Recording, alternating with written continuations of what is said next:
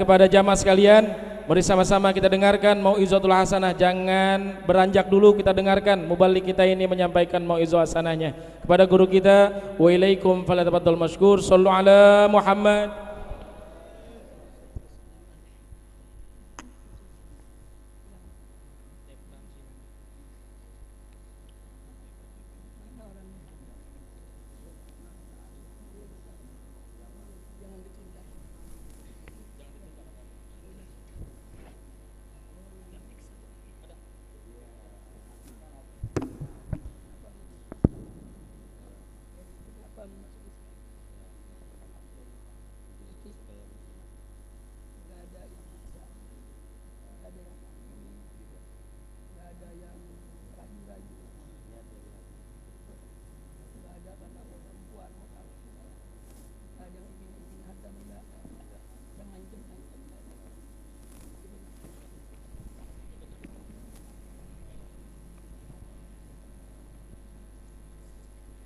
Assalamualaikum warahmatullahi wabarakatuh.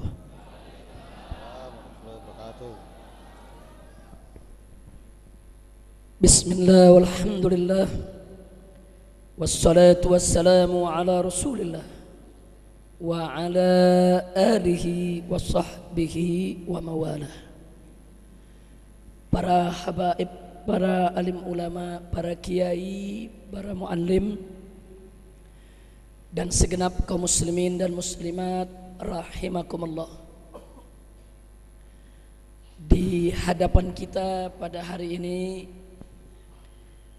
ada seorang pria yang bernama Delfran Sinaga, yang mana beliau mengajukan niatnya dan keinginannya untuk masuk ke dalam ajaran Islam. Karena itu saya ingin bertanya terlebih dahulu kepada saudara Delfran sebelum kita tuntun beliau untuk masuk ke dalam ajaran Islam. Pertama-tama, saudara Delfran Sinaga, silakan pakai mic, jawab biar semua dengar. Apa betul Anda ingin masuk ke dalam agama Islam? Ya. Betul. Betul. Apakah keinginan Anda ini ada seseorang yang memaksa? Tidak. Yang mengancam? Tidak. Yang menakut-nakuti? Tidak. Yang menteror? Tidak. Atau yang mengiming-iming? Tidak. Mau dikasih kerja, harta? Tidak ada. Atau keinginan Anda mungkin hanya sekedar untuk mengawini perempuan muslimah? Tidak. Tidak. Jadi kenapa memasuk Islam? Ya, karena keyakinan supaya beriman. Jadi memang kesadaran sendiri.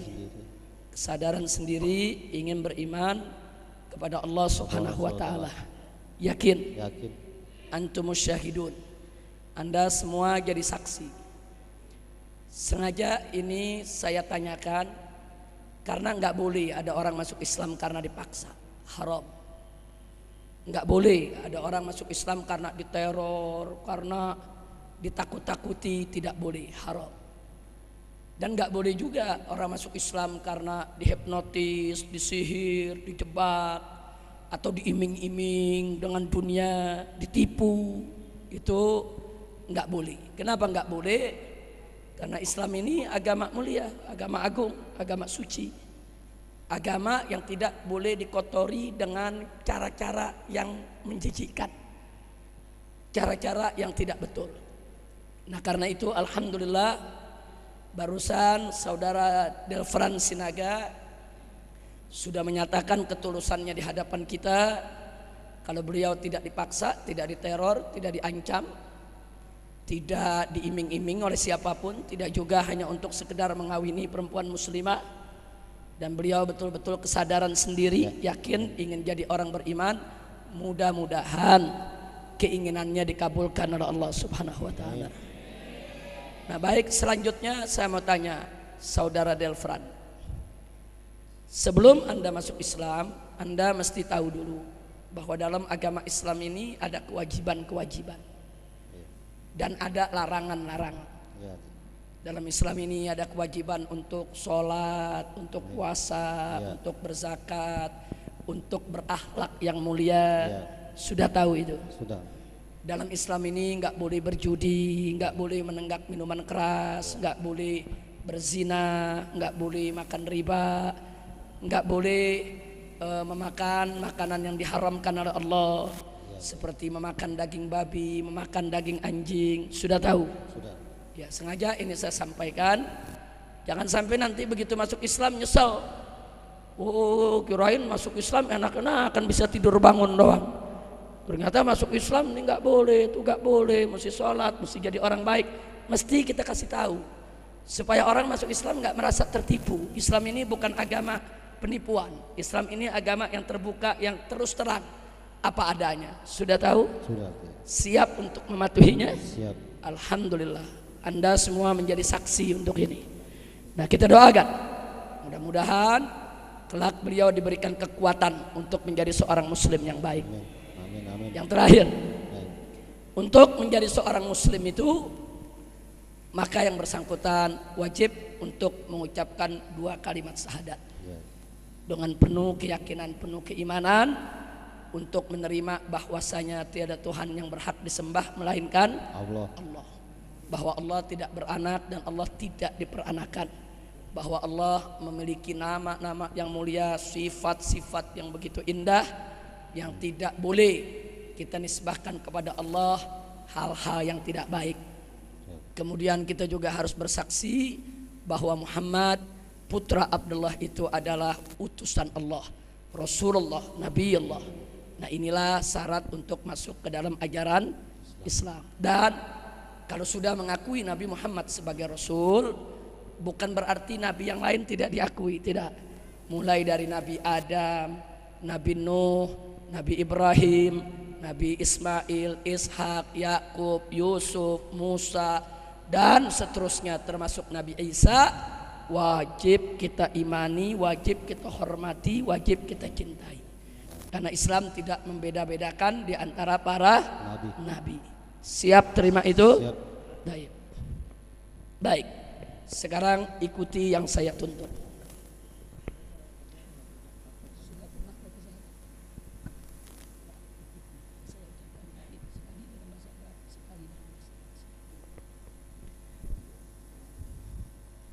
Bismillahirrahmanirrahim. Alhamdulillahirabbil alamin wassalatu wassalamu ala sayyidil mursalin wa ala alihi wa sahbihi ajma'in. Astaghfirullahalazim, astaghfirullahalazim, astaghfirullahalazim wa atubu ilaih. Taibuna ilallah, taibuna ilallah, taibuna ilallah. Radina billahi rabba wa bil islami dina Muhammadin nabiyya wa rasula wa bil muslimina ikhwana. Ucapkan yang saya ikuti. Ikuti yang saya ucapkan. Asyhadu Allah ilaha illallah wa asyhadu anna Muhammadan Rasulullah. Aku bersaksi bahwasanya tiada Tuhan yang berhak disembah melainkan Allah. Dan aku bersaksi bahwasanya Muhammad itu adalah utusan Allah. Barakallahu fikum wa lakum wa lana jami'an. Fa Allah subhanahu wa ta'ala an yuqawi imanahu wa yuqawi islamahu wa an yuhsina ihsanahu wa an yutawwiba akhlaqahu wa an yaj'alahu mu'minan musliman muhsinan salihan tayyiban mubarakan. Wa Allah subhanahu wa ta'ala an yuqawwiya imanana wa islamana wa ihsanana wa ila hadratin nabi sayyidina Muhammadin sallallahu alaihi wasallam bisirril Fatihah.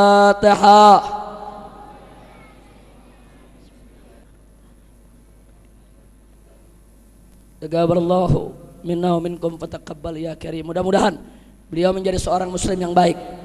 Mulai setelah malam ini, setelah beliau ucapkan 2 kalimat syahadat, beliau menjadi saudara muslim kita. Suka beliau menjadi suka kita, duka beliau menjadi duka kita. Kapan beliau memerlukan bantuan kita sebagai saudara muslim, kewajiban kita untuk membantunya. Selamat datang sebagai saudara kami semua. Jadilah seorang muslim yang baik, agar umat Islam yang baru masuk Islam menambah kebaikan dalam Islam, insyaallah. Amin ya rabbal alamin. Dan selanjutnya saudara, mulai malam hari ini beliau kita berikan nama Islam. Nama beliau Delfran Sinaga, fasamainahu Ahmad Delfran Sinaga. Mudah-mudahan menjadi nama yang baik. Nah, jadi nanti tolong surat-suratnya diurus untuk pemberitahuan, agar nanti administrasi di pemerintahan bisa diubah namanya, yaitu kepada agama Islam. Takbir, sallu ala nabi. Bagaimana Ahmad Delfran Sinaga? Sudah jelas? Alhamdulillah. Mudah-mudahan. Nah, ini saudara semua. Nah, silakan. Ya, silakan. Ahlan wa sahlan, barakallahu fik. Silakan temui para kiai, para ulama, minta berkahnya semua. Takbir. Sallu ala nabi. Alhamdulillah. Saudara, kita bisa menuntun saudara kita ke jalan yang benar, itu merupakan satu karunia besar dari Allah, lebih besar daripada rezeki apapun yang kita terima saudara, daripada kebaikan dunia. Mau harta benda, mau rumah besar, mau mobil mewah, itu semua nggak ada apa-apanya dibandingkan dengan pahala menuntun saudara kita ke jalan yang benar. Alhamdulillah. Nah, baiklah ibadallah, kita sampaikan penghormatan kita kepada para habaib, para alim ulama, para kiai, para tokoh, khususnya para pengurus daripada Masjid Jami Al-Ihsaniyah, dan teristimewanya untuk Habib Anwar Al-Habsyi yang pada malam hari ini telah menjadi wasilah bagi kita semua, sehingga kita bisa kumpul dalam acara peringatan Maulid Nabi Muhammad sallallahu alaihi wasallam. Langsung saja saya ingin menyampaikan apa yang sepatutnya disampaikan. Saudara, Nabi yang kita peringati maulidnya pada malam hari ini adalah seorang Nabi yang berakhlak sangat mulia. Kemuliaan dan keagungan akhlaknya telah dipersaksikan langsung oleh Allah Subhanahu wa ta'ala melalui firman-Nya, wa innaka la'ala khuluqin azim. Sesungguhnya engkau wahai Nabi, sesungguhnya engkau wahai Rasul, la'ala khuluqin azim, betul-betul berada di atas akhlak yang azim, akhlak yang agung, akhlak yang mulia, akhlak yang luhur. Ini kesaksian dari Allah, bukan dari manusia, saudara. Kalau kita buat surat keterangan kelakuan baik yang tanda tangani RT, RW, lurah sampai kepolisian, itu namanya persaksian. Kalau mereka memberikan kesaksian kalau kita adalah warga yang baik. Nah, ini surat kelakuan baiknya Nabi, bukan lagi dari manusia, saudara, dari Allah di dalam Al-Quranul Karim. Makanya ayat tadi kita katakan sebagai syahadatun ilahiyah, kesaksian ilahi yang maha suci, yang punya nilai begitu tinggi. Tidak ada satupun kesaksian yang mampu untuk menandinginya, saudara. Kenapa?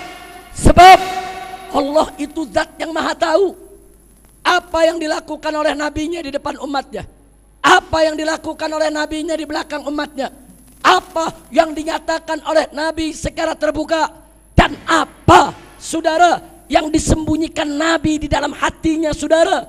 Allah maha tahu tentang itu semua. Andai kata ada sedikit saja kejelekan yang disembunyikan oleh nabi dalam dirinya, tidak nantinya nabi mendapatkan kesaksian dari Allah, saudara. Dengan Allah memberikan kesaksian, wa innaka la'ala khuluqin azim, sesungguhnya engkau wahai Muhammad betul-betul di atas akhlak yang azim. Ini kesaksian luar biasa. Jadi nggak main-main akhlak kita punya Nabi, saudara. Makanya nggak boleh ada orang seenaknya ngomong Nabi kan manusia juga seperti kita. Nabi itu basyarun la kal basyari. Nabi itu manusia yang tidak seperti manusia lainnya, saudara. Manusia yang teramat mulia, manusia yang agung, al-insanul kamil, manusia yang sempurna, manusia yang mendapatkan wahyu dari Allah, dipelihara dari dosa besar, bahkan dari dosa kecil sekalipun, saudara. Maksum, dipelihara, dijaga oleh Allah, memiliki mukjizat, saudara. Nabi manusia yang tidak seperti manusia lainnya, saudara. Alhamdulillah. Pertanyaannya, kenapa Allah menciptakan Nabi dengan akhlak yang begitu agung, saudara? Bukan tanpa maksud, bukan tanpa tujuan. Kenapa Nabi diciptakan oleh Allah dengan akhlak yang mulia? Sebab misi kenabian yang dibawa oleh Nabi adalah untuk penyempurnaan akhlak. Bagaimana Nabi mau menyempurnakan akhlak kalau akhlaknya enggak sempurna? Bagaimana Nabi ingin memperbaiki akhlak kalau akhlaknya tidak sempurna? Sebelum Nabi memperbaiki akhlak orang lain, Nabi sudah disempurnakan terlebih dahulu akhlaknya oleh Allah Subhanahu wa ta'ala. Jadi kenapa Allah menciptakan nabinya dengan akhlak yang sangat mulia? Sebab Nabi membawa misi untuk penyempurnaan akhlak. Sebagaimana beliau sabdakan dalam hadisnya, innama bu'ithu liutammima makarimal akhlak. Sesungguhnya aku diutus hanya untuk menyempurnakan kemuliaan-kemuliaan akhlak. Itulah misi kenabian yang dibawa oleh Sayyiduna Muhammad sallallahu alaihi wasallam. Kira-kira jelas tidak? Jelas tidak? Jelas tidak? Maka itu, saudara, kalau Nabi sudah katakan sesungguhnya aku diutus hanya untuk menyempurnakan akhlak, maka semua ajaran Nabi yang disampaikan untuk kita, baik terkait akidah maupun terkait syariah, semuanya ditujukan untuk penyempurnaan akhlak. Kenapa kita tidak boleh mempersekutukan Allah? Kenapa kita tidak boleh mempraktekkan perdukunan? Kenapa kita tidak boleh belajar ilmu sihir, apalagi mempraktekkan ilmu sihir? Kenapa? Supaya akhlak kita mulia. Kenapa kita harus sholat 5 waktu? Supaya akhlak mulia. Kenapa mesti puasa di bulan Ramadan? Supaya akhlak mulia. Kenapa bagi yang kaya wajib untuk bayar zakat? Supaya akhlaknya mulia. Kenapa bagi yang mampu wajib menunaikan ibadah haji? Supaya akhlaknya mulia. Kenapa tidak boleh berzina? Supaya akhlaknya mulia. Kenapa tidak boleh berjudi? Supaya akhlaknya mulia. Kenapa tidak boleh makan riba? Supaya akhlaknya mulia. Kenapa tidak boleh korupsi? Kenapa tidak boleh mencuri? Kenapa tidak boleh mencara? Kenapa tidak boleh merampok? Supaya akhlaknya mulia. Kenapa kita tidak boleh menenggak minuman keras? Kenapa kita tidak boleh menipu? Saudara, kenapa kita tidak boleh seenaknya membunuh orang, menyakiti orang? Supaya akhlak kita mulia. Oleh karenanya, dusta kalau ada orang mengaku imannya kuat, tauhidnya teguh, kalau ternyata akhlaknya bejat, saudara.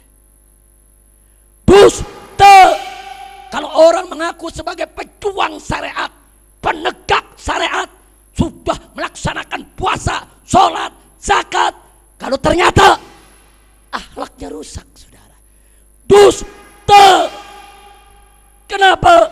Sebab tauhid yang teguh, tauhid yang kuat, melaksanakan syariat yang betul, pasti akan membuahkan akhlak yang mulia, membuahkan akhlak yang baik, membuahkan akhlak yang terpuji, saudara. Kalau dia sholat, akhlaknya brengsek, ada nggak beres dengan sholatnya, saudara. Kalau dia mengaku ahli tauhid, ternyata akhlaknya bejat, ada nggak beres dengan tauhidnya, saudara. Maka itu suatu hari sahabat bertanya kepada Nabi Sayyiduna Muhammad Sallallahu alaihi wasallam. Apa kata sahabat?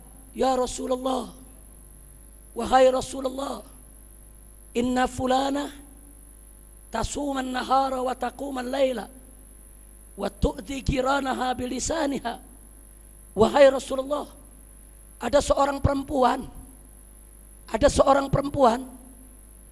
rajin puasanya, tasumal nahar, dia puasa di siang hari, wa taqumal lail, dia bangun malam sholat mendekatkan diri kepada Allah. Walakinnaha, akan tetapi perempuan tersebut tu'dzi kiranaha, dia suka mengganggu tetangganya, bilisaniha, dengan lisannya, ketus, judes, mengganggu tetangga, menyakiti tetangga, menghina tetangga, mencela tetangga, membuat tetangga tidak aman. Apa jawab Nabi, saudara? Kata Nabi, la khaira fiha, itu perempuan la khaira fiha, tidak ada kebaikan dalam dirinya, tidak ada kebaikan. La khaira, kata Nabi. Masya Allah. Sholat malamnya rajin, puasanya rajin, akhlak rusak, kata Nabi nggak ada kebaikan dalam dirinya. Lalu sholat sama puasanya bagaimana? Nggak ada gunanya, karena puasa sama sholatnya tidak mampu merubah akhlaknya. Ada nggak beres dalam sholatnya, ada nggak beres dalam puasanya, saudara. Sholat yang betul harus mampu memperbaiki akhlak. Puasa yang betul harus mampu meningkatkan akhlak. Islam ini agama akhlak, saudara. Nah, maka itu kita sesarkan, justru saat ini banyak umat Islam, saudara, tidak lagi menjunjung tinggi akhlak. Saudara, perhatikan baik-baik. Akhlak itu tidak sama dengan moral dan mental. Pak, Bu, akhlak itu tidak identik dengan moral dan mental. Apa bedanya? Satu, akhlak itu bersumber daripada wahyu, bukan dari akal. Apa yang Allah nyatakan akhlak baik, ya baik. Kalau Allah nyatakan akhlak buruk, ya buruk. Ukuran akhlak itu baik atau buruk, ukurannya adalah Al-Quran dan As-Sunnah. Itu akhlak, saudara, bukan akal. Kalau moral dan mental, itu sumbernya akal. Kalau akal bilang baik, baik. Kalau akal bilang jelek, jelek, saudara. Nah, akal manusia ini cara berpikirnya beda-beda. Kadang-kadang sesuatu baik di sini, tidak baik di sana, saudara. Hati-hati. Di negeri Arab, megang kepala nggak apa-apa, saudara. Jangan coba-coba megang pantat. Kalau megang pantat, saudara, ngamuk orang Arab. Bisa digulung Anda, saudara. Beda sama di Indonesia. Nepok pantat temen nggak apa-apa. Jangan coba-coba ngeplak kepala. Betul? Itu urusan moral. Di sono jelek, di sini bagus. Di sini jelek, di sono bagus. Kalau akhlak nggak begitu, saudara. Akhlak di sono sini bagus, saudara. Seperti apa akhlak?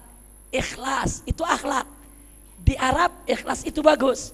Di Indonesia ikhlas juga bagus. Seperti apa akhlak? Sabar. Di Arab sabar itu bagus. Di Indonesia sabar juga bagus. Itu akhlak, saudara. Yang kedua, akhlak murni bersumber dari ajaran Islam. Nggak ada ajaran agama lain, saudara. Sedangkan moral dan mental berasal dari semua agama. Semua agama juga ada bicara moral. Agama Buddha bicara moral, agama Hindu bicara moral, agama Kristen bicara moral. Mereka ada pelajaran budi pekerti, moral, mental, saudara. Agama apa aja bisa bicara moral, bisa bicara mental, tapi mereka nggak bisa bicara akhlak, saudara. Kenapa? Karena akhlak sumbernya Al-Quran. Mereka nggak baca Al-Quran, mereka nggak berpegang kepada Al-Quran. Umat agama di luar Islam, mereka bisa bicara moral, mereka bisa bicara budi pekerti, mereka bisa bicara mental, tapi mereka nggak bakal mampu bicara akhlak, saudara. Jadi beda akhlak dengan moral dan mental, saudara. Bahkan hati-hati dengan istilah. Saya kaget waktu presiden kita saat ini ketika melakukan kampanye capres itu berteriak tentang revolusi mental. Kenapa saya kaget? Mudah-mudahan presiden tidak punya maksud apa-apa. Saudara, istilah revolusi mental itu dulu di Indonesia pertama kali disuarakan oleh Partai Komunis Indonesia PKI di tahun 1955 ketika digelar pemilu pertama di Indonesia. Partai Komunis Indonesia ikut pemilu, saudara. Waktu kampanye mereka berteriak, ayo revolusi mental, mari revolusi mental, ayo rubah Indonesia dengan revolusi mental. Jadi revolusi mental jargon PKI, kampanye PKI, suara PKI. Saya kaget. Nah, kok presiden revolusi mental? Ini karena nggak tahu apa karena PKI juga? Nah, kan kita nanya. Bukan nuduh, nanya. Mudah-mudahan karena nggak tahu. Amin. Amin. Loh kok bisa begitu? Pertanyaannya. Kenapa PKI teriak revolusi mental? Sebab revolusi mental adalah inti ajaran Karl Marx. Karl Marx dalam bukunya, saudara, menceritakan tentang revolusi mental. Nah, karena yang pertama kali mensosialisasikan dengan istilah revolusi mental adalah Karl Marx, kita mesti tanya kepada Karl Marx, baca bukunya, apa yang dimaksud revolusi mental, saudara? Mau tahu? Betul, saudara. Bagi seorang komunis, bagi seorang ateis, bagi seorang anti Tuhan, bagi seorang anti agama, saudara, bahwa agama adalah penjajahan mental, bahwa hukum Tuhan adalah belenggu mental, saudara.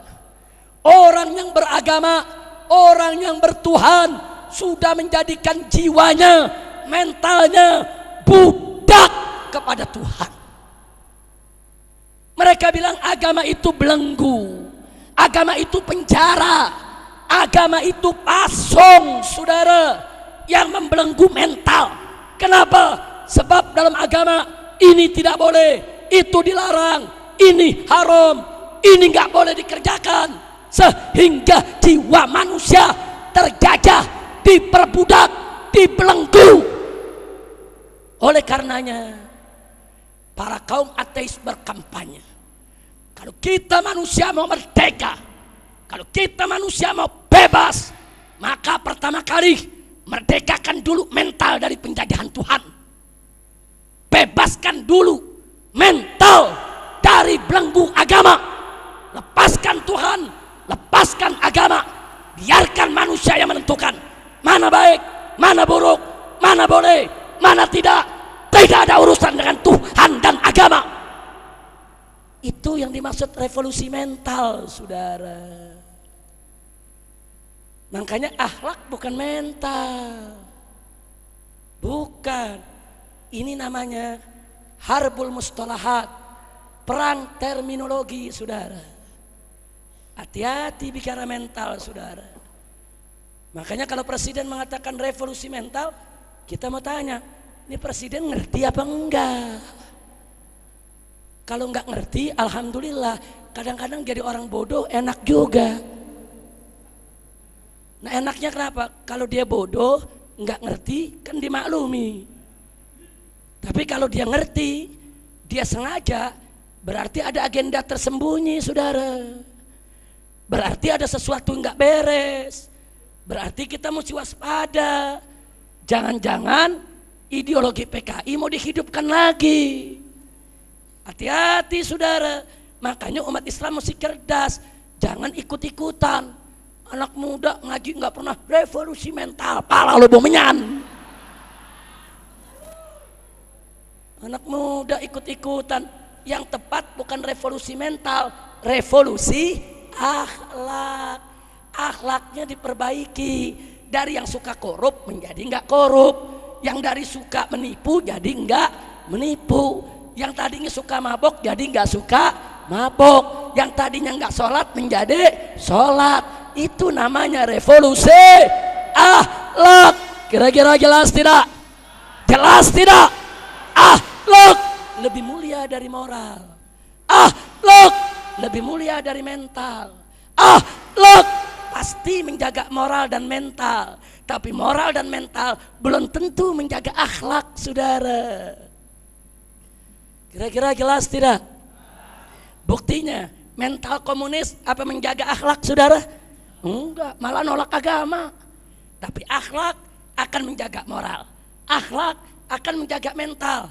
Akhlak, saudara, istilah yang luar biasa yang diperkenalkan oleh Allah dan Rasulnya. Indah tidak Islam? Indah tidak Islam? Siap berakhlak? Siap berakhlak? Takbir! Sallu ala Nabi. Kira-kira yang saya sampaikan jelas tidak? Paham semua? Jadi akhlak tidak identik dengan moral dan mental. Jangan, umat Islam biasain ngomong akhlak, akhlak. Jangan dikit-dikit saudara-saudara, mari kita perbaiki moral. Kadal kebon. Lah kan kita punya istilah akhlak, saudara. Bolehlah sekali-sekali bicara moral, mental, nggak apa-apa. Tapi akhlak jangan dilupa. Biasakan. Ayo kita perbaiki akhlak, ayo kita muliakan akhlak, ayo kita junjung tinggi akhlak. Akhlak. Kira-kira jelas tidak? Itu yang pertama. Akhlak pasti menjaga moral dan mental. Moral dan mental belum tentu jaga akhlak, saudara. Yang kedua, akhlak lebih tinggi daripada hukum, saudara. Hukum nggak ada apa-apanya, saudara. Akhlak lebih tinggi daripada hukum. Kenapa? Sebab akhlak itu adalah penegakan hukum dengan cara yang lebih sempurna. Itu akhlak. Setiap penegakan hukum belum tentu penegakan akhlak. Tapi setiap penegakan akhlak pasti penegakan hukum, saudara. Paham nggak? Paham. Ditanya contoh nggak tahu. Nah, ini hari ngaji umat Islam mesti jelas, beda begitu. Mau tahu? Betul. Saya kasih contoh, saudara. Hubungan kita dengan Allah. Anak muda laki-laki sholat tentu wajib menutup aurat. Betul? Betul? Saya mau tanya, aurat laki-laki dari mana sampai ke mana? Dari pusar sampai ke lutut. Betul? Betul? Kalau dari pusar sampai ke lutut aurat tertutup, sah tidak sholatnya? Mari kita lihat, ada anak muda sholat, ambil selembar kain, dia gulung, dia tutup dari pusar sampai ke lutut, dadanya kelihatan, ketek kemana-mana, bulu keteknya kayak sarang gonggong. Jujur nih, aurat udah ketutup belum? Sudah. Sholatnya Sah. Hukumnya sah. Hukumnya sah, tapi tidak berakhlak. Hukum dengan akhlak, saudara. Hukumnya sah, tapi enggak berakhlak, saudara. Bagaimana bisa dia menghadap Allah dengan cara yang begitu rupa? Kurang ajar. Dia menghadap pejabat, saudara. Pakaian rapi, saudara. Rambut disisir rapi. Bajunya yang paling bagus. Pakai minyak wangi yang paling mahal. Duduknya diatur rapi. Menghadap Allah macam itu kurang ajar. Kira-kira jelas tidak? Jelas tidak? Tapi jujur, kalau belajar fikih secara hukum sah gak? Sah. Akhlak lebih tinggi daripada hukum. Nah sekarang saya mau tanya, kalau tuh anak muda pakai baju yang paling bersih, yang paling bagus, yang paling rapi, saudara, dia sisir rambut, dia pakai piki, dia menghadap Allah dalam penampilan yang paling bagus, saudara. Auratnya bukan sekedar ketutup, tapi penampilannya begitu bagus, indah. Sholatnya sah gak? Sah. Auratnya tertutup dan berakhlak. Tampil sholat berakhlak pasti aurat tertutup, saudara. Tapi kalau aurat tertutup belum tentu akhlak dijunjung tinggi. Makanya akhlak lebih tinggi daripada hukum. Jadi yang namanya akhlak itu hukum ditegakkan, tapi dengan cara yang lebih sempurna. Kira-kira jelas tidak? Jelas tidak? Saya kasih contoh lagi. Ada seorang ayah manggil anaknya, nak, coba ambilin handuk tuh yang digantung. Diambil sama tuh anak, yang ini pak, iya. Terus gimana nih pak? Lempar sini. Lempar kata bapaknya. Dia lempar ke muka bapaknya. Tube. Saya mau tanya, jawab yang kompak. Siapa yang suruh lempar? Siapa yang suruh lempar? Si anak melempar, berarti taat gak? Taat gak? Tapi saya mau tanya, bagus apa jelek? Kok taat ente bilang jelek? Kan taat, saudara. Taat tapi jelek. Taat tapi jelek. Secara hukum taat, saudara. Orang bapaknya yang lempar, yang nyuruh. Kan babenya yang suruh. Dia lempar.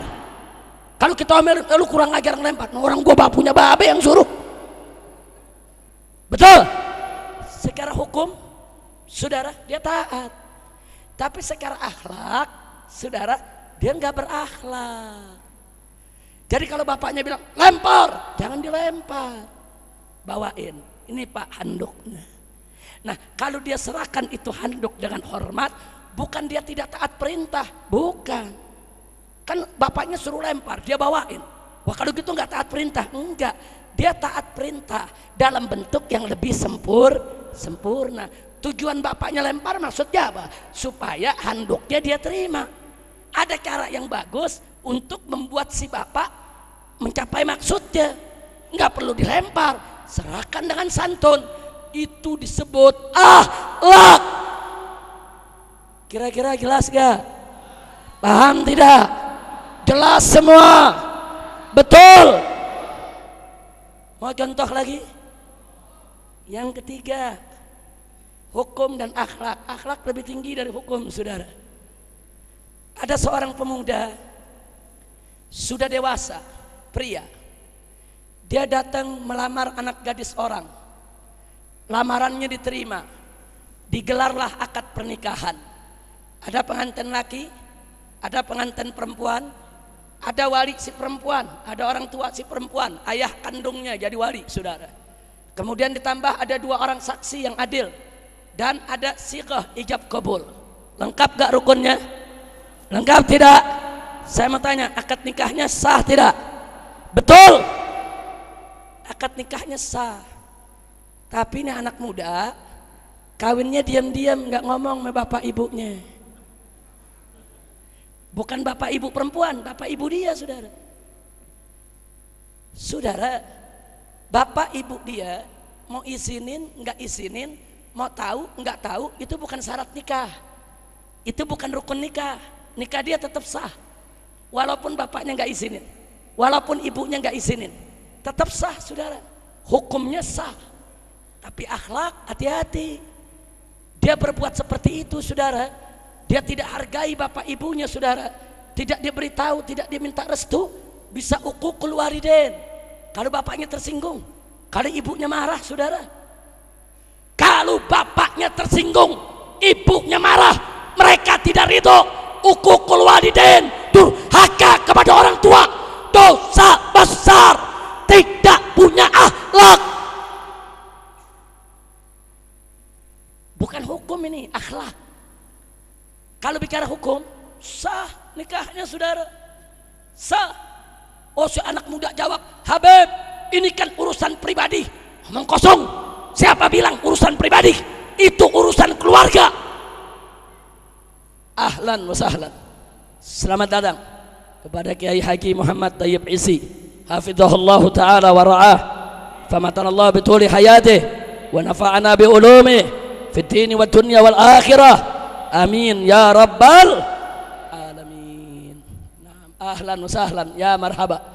Kita doakan agar Kiai Haji Muhammad Thayyib Isi panjang umur dalam taat dan ibadah, sehat walafiat. Amin ya rabbal alamin. Saya ulangi, kira-kira yang saya sampaikan barusan jelas tidak? Jelas tidak? Nikahnya secara hukum sah tidak? Sah. Tapi secara akhlak bagus apa jelek? Bahkan bahaya tidak? Kenapa bahaya? Bisa durhaka kepada orang tua. Enggak berkah nikah kalau orang tua durhaka saudara. Oh, si anak muda bilang, Habib, ini kan urusan pribadi. Omong kosong. Pernikahan bukan urusan pribadi, itu urusan keluarga. Kenapa saya katakan urusan keluarga saudara? Hei anak muda, begitu kau nikahi seorang perempuan, begitu perempuan tersebut sah menjadi istrimu, maka istrimu menjadi mantu ibumu, mantu bapakmu, ipar saudara-saudaramu.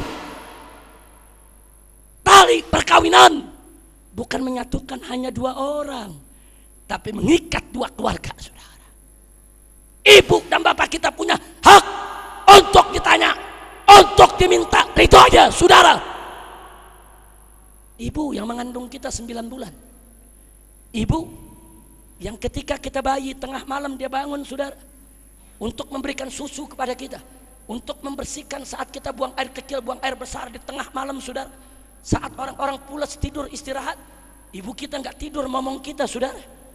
Ayah kita kuras tenaga, kuras pikiran, banting tulang, kuras keringat mati-matian untuk menghidupi kita, memberi pakaian kita saudara, mendidik kita, memberikan makanan kepada kita selama belasan tahun, bahkan puluhan tahun. Begitu sudah dewasa kurang ajar, kamu kawin tanpa izin ibu bapakmu, kurang ajar, tidak punya akhlak. Maka saya ingatkan kepada penghulu-penghulu di kantor-kantor urusan agama, jangan seenaknya kau mengawinkan orang-orang yang kawin lari. Mestinya kalau ada yang datang kepada kalian untuk minta dikawini, nasihati, sadarkan, insafkan, bawa pulang ke rumah orang tua aja. Enak aja penghulu dapat amplop tebal main ngawinin, mah dirodok lu. Dia bikin tuh anak kurang ajar sama orang tuanya. Ahlan wa sahlan. Selamat datang kepada Gubernur Rakyat Jakarta. Alhamdulillah. Selamat datang Kiai Haji Fakhrul Razi. Takbir. Sallu ala Nabi.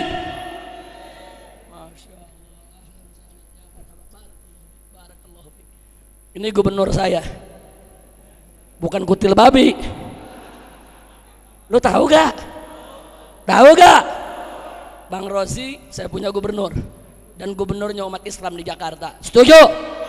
Setuju? Siapa gubernur kita? Siapa gubernur kita? Takbir. Nah, Beb, kalau ini gubernur yang di sono kutil babi. Ya tapi Beb, ada kiai yang dukung, ya kiai babi. Pusing-pusing amat saudara. Jelas gak? Paham gak? Iya surantar, itu ada babnya tuh soal akhlak kepada Allah. Kalau Allah udah bilang haram ya haram, Allah bilang halal ya halal. Nah kalau Allah bilang haram ente mau halalin kan nggak punya akhlak saudara. Betul, betul. Saya mau tanya, orang Islam apa boleh dipimpin sama orang kafir? Boleh tidak? Siapa yang larang? Siapa yang larang? Jawab yang kompak, siapa yang larang? Wajib tidak kita taati Allah? Betul. Kalau ada orang yang menantang hukum Allah, berarti berakhlak tidak? Berakhlak tidak? Nggak punya akhlak saudara. Makanya jangan kaget kalau saya katakan ada kiai dukung kutil babi, ya kiai babi. Saudara pusing-pusing amat, nggak usah pusing. Yang penting saya nggak jadi Habib babi. Alhamdulillah, alhamdulillah, takbir. Alhamdulillah. Ini kira-kira yang tadi saya sampaikan jelas gak? Jelas tidak? Jadi saya ulangi, kalau bapak minta lemparin handuk, apa mesti dilempar? Bawain, itu namanya akhlak. Sholat menghadap Allah cuman menutup dari pusar sampai ke lutut. Bagi seorang pria sholatnya sah, tapi berakhlak gak? Berakhlak gak? Enggak. Jadi akhlak di atas hukum saudara. Jangan lupa, begitu juga barusan anak muda kawin tanpa setahu ibu bapaknya. Nah selama yang perempuan walinya setuju, saksi ada, ijab qabul ada, saudara, syarat dengan rukun nikah lengkap, nikahnya sah. Tapi hati-hati, kalau tuh anak muda nggak minta restu dari ibu bapaknya, kalau ibu bapaknya tersinggung bisa uququl walidain. Apa lupa kita kisah Alqamah, saudara? Alqamah itu saudara nggak durhaka kepada ibunya, cuman ibunya salah paham. Dia melihat Alqamah terlalu memanja istrinya daripada ibunya, sampai ibunya datang tersinggung, merasa tidak dipedulikan dengan baik oleh si anak. Ibunya pulang bersumpah nggak mau ketemu anaknya lagi. Anaknya nggak diakui anak, sampai mau meninggal setengah mati susah. Sampai Nabi yang rayu ibunya saudara. Hati-hati uququl walidain. Jangan mentang-mentang anak laki, saya anak laki, kan anak laki nggak perlu ada wali dari kaum pihak laki. Jadi saya mau kawin saya anaknya, nggak bisa. Junjung tinggi bapak dan ibu kita saudara. Kira-kira jelas tidak? Nah kalau anak laki saja kita larang kawin tanpa restu ibu bapaknya, bagaimana anak perempuan saudara? Kalau ada anak perempuan kawin lari, seenaknya menikah tanpa wali, kurang ajar, durhaka kepada orang tua. Insya Allah. Jangan. Islam ini agama akhlak. Hei anak muda, kalau kau jatuh cinta dengan seorang wanita, kau ingin kawini dia, tanya ibu bapakmu. Kalau ibu bapakmu tidak setuju, jangan kau paksa. Kalau kau mau bujuk, silakan dibujuk sampai ibu bapak ridho. Tapi kalau ibu bapak tetap tidak ridho, dunia tidak sedaun kelor. Lupakan pilihan Anda, cari yang lain yang ibu bapak kita ridho, saudara. Jangan korbankan cinta orang tua kita yang sudah belasan tahun, bahkan puluhan tahun hanya untuk cinta seorang gadis yang baru kita kenal di jalan 6 bulan yang lalu, saudara. Hati-hati, hati-hati. Ini akhlak. Islam adalah agama akhlak. Kira-kira jelas tidak? Jelas tidak? Takbir. Shallu ala Nabi. Begitu juga kepada Nabi. Akhlak kepada Allah harus kita jaga. Jalankan segala perintah Allah, tinggalkan segala larangannya semata-mata untuk mendapatkan ridha Allah. Jelas tidak? Jelas tidak? Kalau suatu ketika kita berbuat dosa, saudara, tetap jaga akhlak, akui itu dosa, istighfar, mohon ampun kepada Allah, bertekad untuk tidak mengulangi lagi.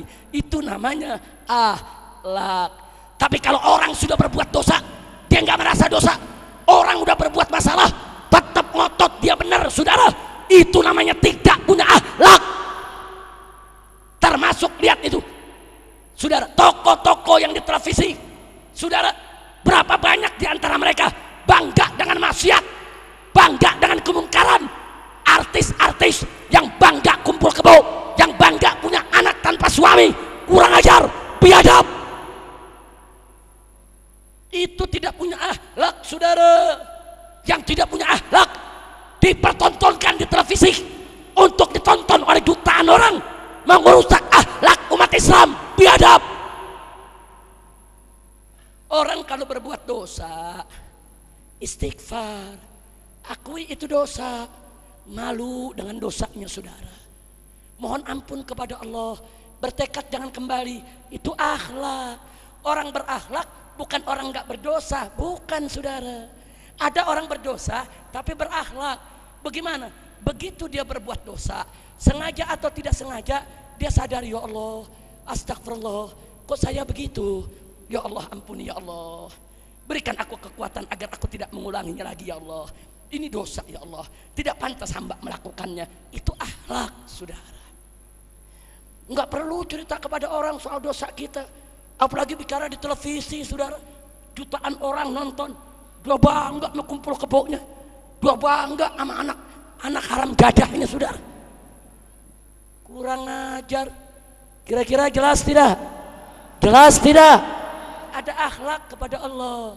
Dan maaf, termasuk akhlak kepada Allah, jangan sembarangan sebut nama Allah. Jangan. Sebutlah nama Allah dengan ta'zim, dengan mengagungkan, dengan tauqir, dengan memuliakan, mensucikan Allah. Kalau kita bertakbir, takbir yang betul, jangan takbir yang mengundang ketawa, jangan takbir kayak neriakin maling saudara. Jangan. Takbir memang mesti semangat, tapi takbirnya harus menggetarkan jiwa. Jangan takbir menghina saudara. Begitu juga kalau baca tasbih, baca tahmid saudara, penuh pengagungan kepada Allah.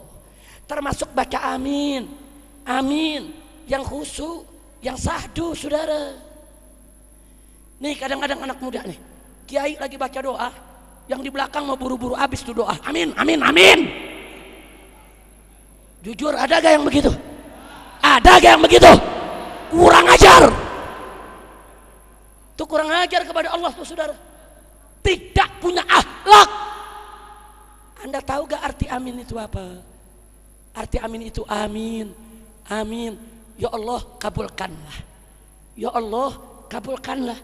Kita ini munajat kepada Allah, bicara kepada Allah, komunikasi kepada Allah, yang akhlak dong. Gak boleh saudara. Nah itu akhlak kita kepada Allah. Jelas tidak? Jelas tidak? Sekarang akhlak kita kepada Nabi, jaga juga saudara. Bagaimana sih akhlak kita kepada Nabi? Satu, saudara, apa yang Nabi ajarkan jalankan, apa yang Nabi larang tinggalkan. Kan Allah berfirman dalam Al-Quran, faqala ta'ala wa ma atakumur rasulu fakhudhuhu wa ma nahakum anhu fantahu. Apa-apa yang Rasulullah ajarkan kepada kalian, ambil, amalkan. Dan apa-apa yang Rasulullah larang, stop, tinggalkan.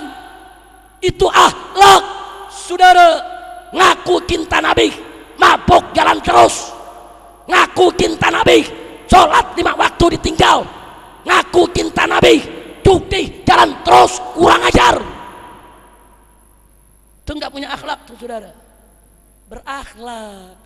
Jadi akhlak itu saudara bukan hanya bertutur kata yang santun, bukan. Jangan kalau orang tutur sapanya santun, oh ini akhlak nih. Tunggu dulu. Kalau dia santun, lembut, tapi omongannya maksiat, emang akhlak saudara? Ada orang ngomong begini, saudara-saudara yang baik-baik, aduhai imut-imut. Anda tahu gak, homo itu gak apa-apa. Saya mau tanya, ngomongnya lembut gak? Santun gak? Ramah gak? Tapi akhlak gak? Enggak. Akhlak itu jangan dirubah maknanya. Oh akhlak itu bertutur sapa santun. Belum tentu. Akhlak itu berkata benar. Berkata benar. Baik itu santun maupun tegas, kalau dia benar, dia akhlak. Nah jadi jangan diubah-ubah. Oh akhlak itu kalau bertutur sapa santun, itu yang ngaku Nabi santun-santun ngomongnya. Saudara-saudara, apakah Anda semua masuk surga bersama saya? Yuk kita masuk surga. Nah kalau masuk surga bersama saya, ikut, saya kan Nabi baru. Saya tanya, santun gak? Ramah gak? Lembut gak? Akhlak gak? Madi rodok? Kira-kira jelas gak? Lu ngerti Madi Rodok gak lu? Kalau nggak ngerti tanya gubernur Jakarta. Iya percuma jadi gubernur kalau nggak ngerti Madi Rodok juga. Kira-kira jelas tidak?